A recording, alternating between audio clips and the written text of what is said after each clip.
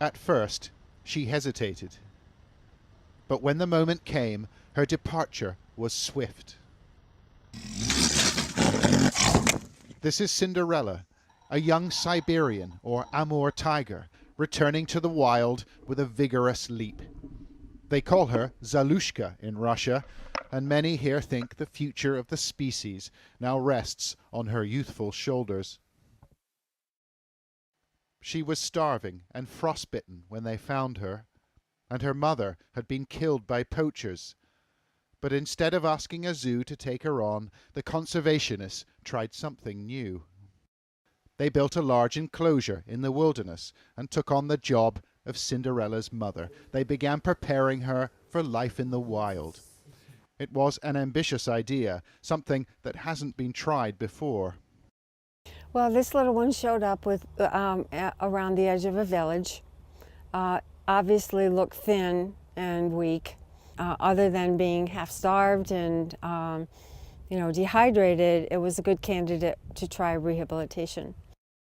And they think it's worked.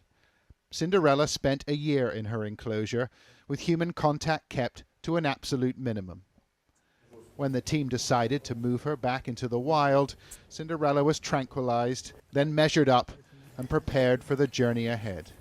Her new home deep in the forest, 1,000 kilometers away. She was doing really well, and over the months she exhibited typical tiger behavior, which was a positive. And so the time has come to release her in the forest, and we'll see how she does. There's a lot riding on Cinderella's journey. The experts' desperate hope that she'll find a partner to breed with, because the Amur tiger is threatened with extinction. There are only 350 left in the wild. But she'll have to survive the rigors of the open forest and the poachers who inhabit it. The most immediate threat is the illegal wildlife trade. There's a demand for tiger parts, whether it be tiger bones for tiger bone wine, skins. In the Russian Far East, tigers are being killed using snares. Poacher will visit the carcass after a few days, take the tiger, traffic it across into China, and then it reaches consumers there. Consumers in China and Vietnam and Thailand as well.